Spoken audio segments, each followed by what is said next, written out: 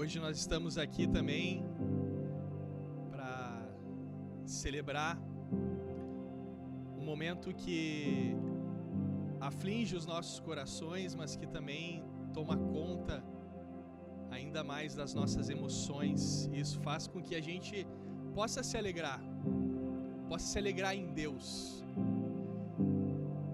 E muitas vezes nós temos que entender como que nós vamos orar. Se nós vamos deixar o nosso lado humano ou o lado que nos aponta para o divino, para Deus. Vamos à mensagem. Mateus 26, 36 ao 40. Jesus foi com os discípulos para um lugar chamado Getsêmani e lhe disse: sentem-se aqui enquanto vou ali orar. Então Jesus foi levado consigo Pedro e os 2 filhos de Zebedeu. Ali ele começou a sentir uma grande tristeza e aflição e disse a eles: a tristeza que estou sentindo é tão grande que é capaz de me matar. Fiquem aqui vigiando comigo. Ele foi um pouco mais adiante, ajoelhou-se, encostou no chão e orou: meu Pai, se é possível, afasta de mim este cálice de sofrimento. Porém, que não seja feito o que eu quero, mas o que tu queres.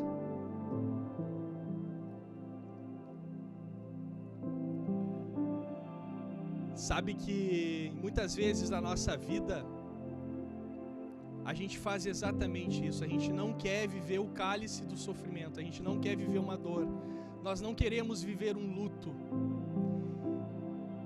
Eu lembro que eu perdi o meu pai há 3 anos, mais ou menos, e eu orei muito para que ele não morresse, para que ele não perecesse.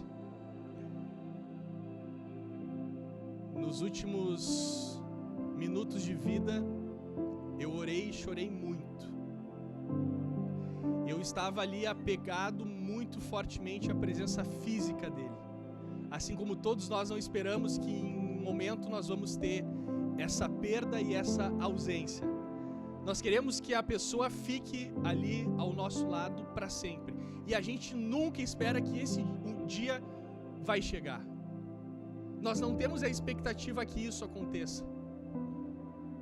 Pode ser repentino, pode ser um processo contínuo de dor que vai se dar na morte, mas também pode ser repentino. E nós não estamos acostumados com a ausência das pessoas que nós amamos. Muitas vezes a gente diz: Senhor, que esse cálice passe por mim. E nós ficamos aí. Eu recordo bem que a fé foi um motivo pelo qual, depois de um ano lendo toda a Bíblia e sendo transformado por ela, eu não tinha uma relação tão profunda com meu pai.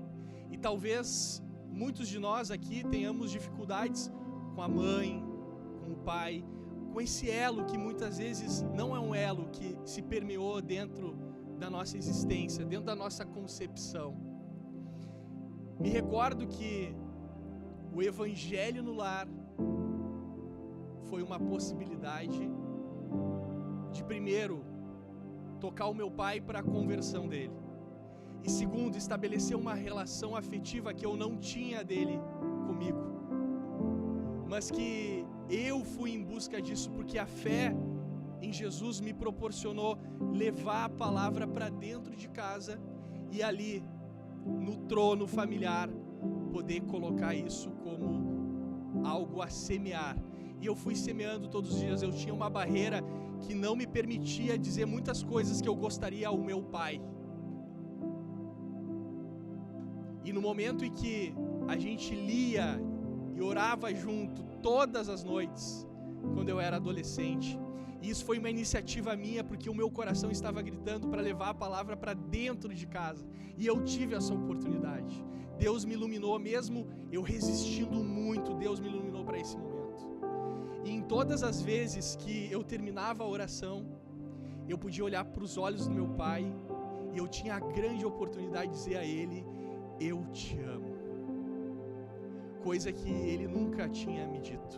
Eu tive a oportunidade de dizer a ele. Eu tive a oportunidade de quebrar essa barreira e de começar a sustentar uma relação afetiva, amorosa, de fé, de união em Deus. A partir dali, o meu pai começou a viver uma vida de conversão, de oração, de ação. E se eu pudesse dizer que eu fiz alguma coisa nesse mundo, foi nesse episódio. Porque enquanto eu chorava a possível perda do meu pai, eu só me dava conta da sua presença, que eu não queria mais perder isso. Mas quando ele nos deixou,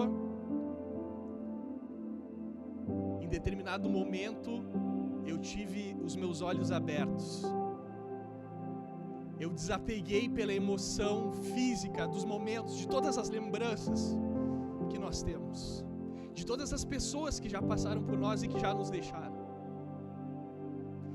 E que de muitas formas a gente não conseguiu em Deus dizer a elas tudo o que nós queríamos. E eu posso dizer a todos vocês que eu tive essa oportunidade de criar essa conexão em Deus com o meu pai. E quando eu me dei por conta, eu estava celebrando a sua morte, porque a sua morte significava uma passagem para a vida eterna, porque ele havia se convertido. Então eu me alegrei com a sua morte, porque tudo que ele permitiu que eu semeasse foi em todos os momentos algo que Deus permitiu que eu me conectasse a ele.